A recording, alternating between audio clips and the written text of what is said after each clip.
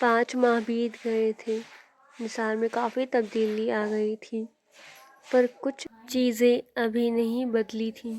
وہ ایک نیک راستے پر تو آ گیا تھا، پر اس نے ابھی تک اسے عمل نہیں کیا تھا۔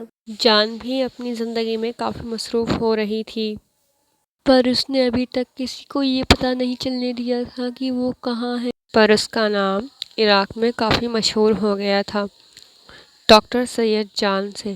وہ اب ایک اچھی ڈاکٹر تھی۔ کافی لوگوں کو اس نے ایک الگ زندگی دی تھی۔ وہ آج لاہور آیا تھا۔ وہ اکیلا تھا۔ وہ آج اسی جگہ آیا تھا جہاں اس نے جان کو چھوڑا تھا۔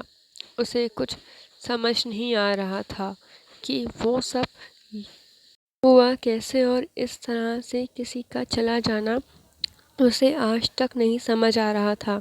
اسے بھی یہ لگتا تھا کہ وہ زندہ ہے۔ وہ کچھ دور چلتا ہوا آیا تھا۔ اس کی نظر ایک گلی میں گئی تھی جہاں کئی لڑکیاں اپنے حسن کو ترجمان کر رہی تھیں۔ ان لڑکیوں کے کپڑے ادھورے تھے۔ کسی کے پاس دوپٹہ نہیں تو کسی کے پاس کپڑے تو تھے، پر جسم کو ابھارتے ہوئے کپڑے عورتوں پر کافی برے لگ رہے تھے۔ اس نے اپنی نظریں نیچی کی تھیں۔ وہ لڑکیاں غیر مردوں کو اپنے قریب بلا رہی تھیں اور اپنے ساتھ لے جا رہی تھیں۔ دوسری جانب ایک آدمی جو اپنی ہی بیٹی کا سودا کر رہا تھا۔ ہاں، یہ لاہور کا ریڈ لائٹ ایریا تھا جہاں عورتوں کو بازاروں میں بیچا جاتا تھا۔ وہاں لوگ عورتوں کے جسم کا سودا کرتے تھے۔ یہ اس جگہ سے تھوڑی دور پر تھا۔ اس کے دماغ میں ایک الگ ہی بات چلی تھی۔ کہیں وہ یہاں تو نہیں ہوگی، کہیں اس کے ساتھ کسی نے کچھ غلط تو نہیں کر دیا ہوگا۔ وہ بھاگ کر اندر جانا چاہتا تھا اور وہ گیا تھا۔ اس نے اسے ہر جگہ تراشا تھا، ہر کمرے میں، ہر جگہ پر یہاں تو کچھ اور ہی تھا۔ جناب، کوئی ملا کیا جسے ڈھونڈ رہے ہیں؟ وہ نہیں ملا کیا؟ ارے چھوڑیں اسے، مجھے دیکھیں، میں بھی کسی حسین سے کم نہیں۔ دور رہو مجھ سے، تمہیں شرم نہیں آتی؟ میں ہر کسی ایرے گیرے کی طرح نہیں ہوں جو تم سے کیا تمہارے کوٹے سے بھی مطلب نہیں رکھے گا، سمجھی؟ پہلے تمیز سیکھو، اس کے بعد پوچھو۔ کم سے کم اپنی عزت تو چھپا لیتی۔ جس کا سودا ہو گیا اسے کیا چھپانا؟ ہر رات ہم کسی ایرے گیرے کے ساتھ رات گزارتے ہیں، پھر کیا؟ وہ ہماری جھولی میں اپنی قیمت ڈالتا ہے، اور کیا چاہیے ہے؟ تمہیں یہ سب کر کے کیا ملتا ہے؟ تم سب کو کیا مزہ آتا ہے؟ معاف کیجیے گا، پر مجھے نہیں، میرے باپ کو شوق ہے۔ میرے باپ کو ہی نہیں، ہر کسی کے باپ، بھائی، شوہر، ہر کسی کو مزہ آتا ہے۔ یہاں لڑکیاں اپنی مرضی سے نہیں آتی، انہیں زبردستی لایا جاتا ہے۔ 4 دن چیختی ہیں، چلاتی ہیں، پھر عادت ہو جاتی ہے۔ صاحب، آپ نے کسی لڑکی کو تو یہاں نہیں چھوڑا ہے نا؟ اگر چھوڑا ہے تو اسے واپس لے جائیں۔ یہاں ہر مرد جلاد سے کم نہیں۔ اور صاحب، میں تو چھوٹا منہ بڑی بات کہہ رہی ہوں۔ اگر کوئی غلطی ہو تو معاف کیجیے گا، پر اب یہ ہمارا دھندا ہو گیا ہے، اس دھندے سمجھ کر بھول جاؤ تو اچھا ہوگا۔ اس کی باتوں سے ایسا لگ رہا تھا کہ ہاں، وہ سچ کہہ رہی ہے، پر نثار کو تو اپنی منزل ملی نہیں تھی جو وہ ڈھونڈنے آیا تھا، پر اسے صلاح میں کسی کے دل چھو جانے والی بات ملی تھی۔ وہ گھبرا گیا تھا۔ وہ وہاں سے باہر آیا تھا۔ پیچھے سے آواز آئی تھی۔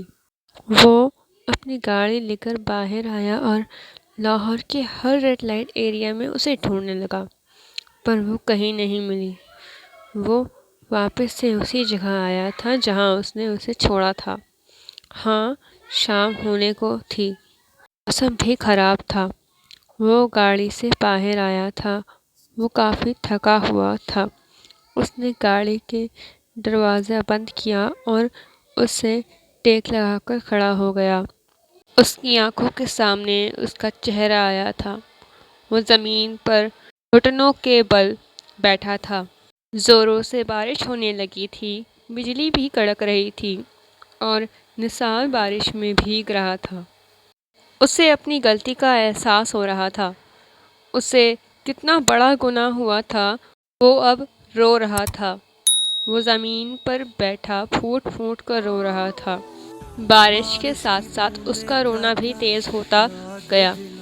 زمین پر ہاتھ مار رہا تھا، خود کو کوس رہا تھا اور چیخ چیخ کر اپنے گناہوں کو یاد کر رہا تھا۔ اسے اس کی یاد آ رہی تھی۔ اسے اس کی باتیں یاد آ رہی تھیں جو وہ آخری وقت کہہ کر گئی تھی۔ اسے اس کا پہلا سوال یاد آیا تھا جس کا اس نے جواب دیا تھا، دنیا میں سب سے بری چیز کیا ہے؟ درد۔ ہاں، اس کا جواب صحیح تھا، درد، جو دنیا کی سب سے بری چیز تھی۔ اسے اس دن سب سے پہلے درد ہوا تھا، اور سب سے برا درد وہ جو کبھی سوچا نہ ہو۔ اسے وہ درد ہوا تھا آج جو اس نے کبھی سوچا نہیں تھا کہ وہ ایک عورت کے لیے تڑپے گا، اپنے گناہوں کے درد سے۔ اور وہ کون سا درد ہے جو تم نے سوچا نہ ہو؟ اس کی بات پر اس نے مسکرا کر جواب دیا تھا، وہ درد جو میں ہر روز سہتی ہوں، جہنم کا درد۔ ہاں، وہ اسے اپنے ہی ہاتھوں سے جہنم کا درد دیتا تھا کے بارے میں وہ آج احساس کر رہا تھا کہ اس نے اسے جہنم کے جیسا درد دیا تھا، جہنم سے بدتر رہنے کی جگہ دی۔ یہ اس نے کیا کیا تھا؟ آج اسے اپنی ساری غلطیوں کا احساس ہو رہا تھا۔ کاش وہ اسے نہیں چھوڑتا۔ ویسے مجھے لگتا ہے شاید جہنم سے بڑھ کر بھی کچھ ہوتا ہے۔ تو وہ کیا ہے؟ خود کا ابلیس بن جانا۔ اس کی ساری باتیں صحیح تھیں۔ اسے اس کی ساری باتیں یاد تھیں۔ ہاں، وہ ابلیس بن بیٹھا تھا۔ وہ ابلیس جو اپنی بیوی ہی پر کتنے ظلم کرتا تھا۔ وہ یہ سب سوچ کر تڑپ رہا تھا کہ اس کی ہر بات سچی تھی۔ وہ ایک عورت تھی جو خود کو چھپانے کے لیے چادر اوڑھا کرتی تھی۔ اس نے آج تک اس کی کلائی نہیں دیکھی تھی۔ ہاں، یہ وہی عورت تھی جس نے اپنے ہی شوہر سے پردہ کر لیا تھا۔ اگر شوہر ابلیس کی طرح ظلم کرے تو اس پر پردہ لازم ہے، ایک ایسا پردہ جو اس سے سر سے لے کر پاؤں تک اس کو پاک رکھتا ہو۔ اس نے آج تک جتنے بھی ظلم کیے تھے اس نے اسے چھپایا تھا۔ ہاں، بے شک وہ ایک پاک عورت تھی، اور ایک پاک عورت کی یہی نشانی ہوتی ہے۔